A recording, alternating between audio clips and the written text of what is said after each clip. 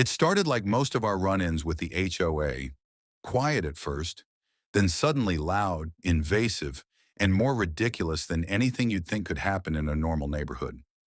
My wife and I had bought our property specifically because of its big backyard and privacy. I built a wooden fence years ago to keep our dogs and kids safe, but for the HOA, that fence became their favorite excuse to bother us. They hated it. They fined us.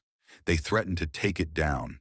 And when none of that worked, they called 911 claiming I was violating community safety rules. It was insane, but it was just the beginning of how far they were willing to go. The first time the patrol showed up, I laughed it off. The so-called HOA patrol was just a couple of guys in reflective vests driving around in a golf cart, trying to look official. They pulled up in front of my house, pointed at my fence, and started snapping pictures like they were crime scene investigators. My wife came outside with her coffee in hand, rolled her eyes, and told them to get off our property. One of them smirked and said, "This fence is coming down, whether you like it or not." He had no idea how wrong he was. Weeks later, they escalated. They actually called the cops, claiming my fence was dangerous. When the officers showed up, even they were embarrassed to be there. One of them said, "Sir, we got a report that your fence is unsafe. But honestly, this is one of the sturdiest fences I've ever seen."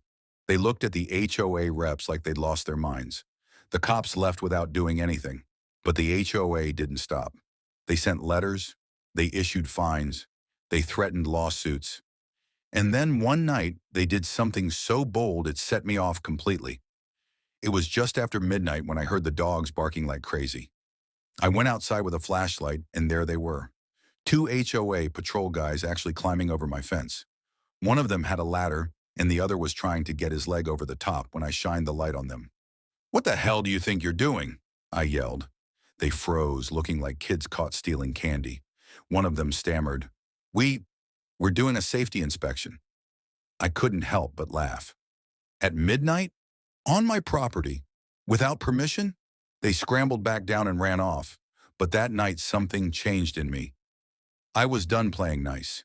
If they wanted to make my fence their battlefield, then I was going to give them a war. The next morning over breakfast, I told my wife what I had in mind. "I'm going to rebuild the fence," I said. "Not just repair it, not just reinforce it. I'm going to build it so high and so strong, they'll never get over it again." She raised her eyebrow and asked, "How high are we talking?" I grinned and said, 10 meters. She laughed, thinking I was joking. But I wasn't. I was dead serious. The project started the following weekend.